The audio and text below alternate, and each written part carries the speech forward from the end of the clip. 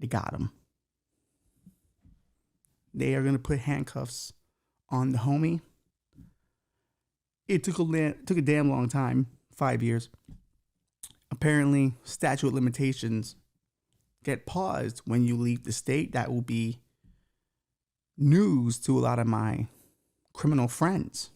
But Donald Trump got indicted, man. He is the first former president in history to be indicted. Nixon wasn't even indicted. And he was doing CIA covert ops shit. And this isn't the first real status quo breaking. They went after Bill Clinton for getting his dick sucked in the office. Some would say, Ralph, it was more about the lie that he didn't get his dick sucked, but it's really about the blowjob, which I always thought was weird because many Republicans are hiding blowjobs they receive from men because their Christian voter base would not like it. But we're here, baby. Political pettiness has begun.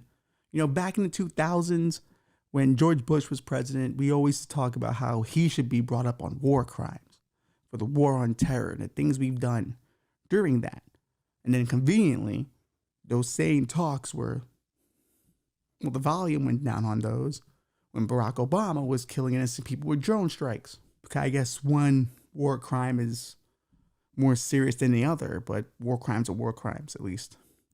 That's what we told the Nazis in World War II. It wasn't enough to be following orders. You committed a war crime, you were sent to jail. Seems like we don't have that standard for our guys.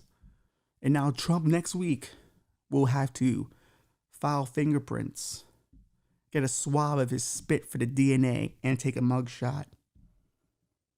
Finally, my father and the president have something in common.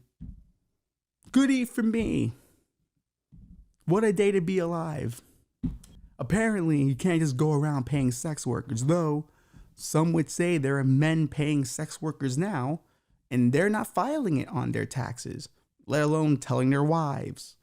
Which you probably should tell your wife if you are having sex with a sex worker and paying her for it, because the communication boundaries in your marriage have broken apart. So it would seem prudent that you would want to discuss that. Maybe not put it on your taxes. I don't know if the guys at H&R Block care or the IRS, but your wife will certainly care. So make sure to file that with her ASAP. But they're saying that his Stormy Daniels payment was mislabeled as legal, funding, I think, or illegal pay or whatever. But to be fair, he paid a sex worker. I thought we were pro sex workers. I thought we should be commending him for paying a sex worker. He paid her $100,000, I think. Now is Stormy Daniels worth $100,000? Beauty's in the eye of the beholder. Would I have paid her $100,000? I don't know.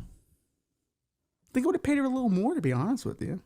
You never want someone you've had sex with to go out there and tell your secrets about your penis and about other things in relation.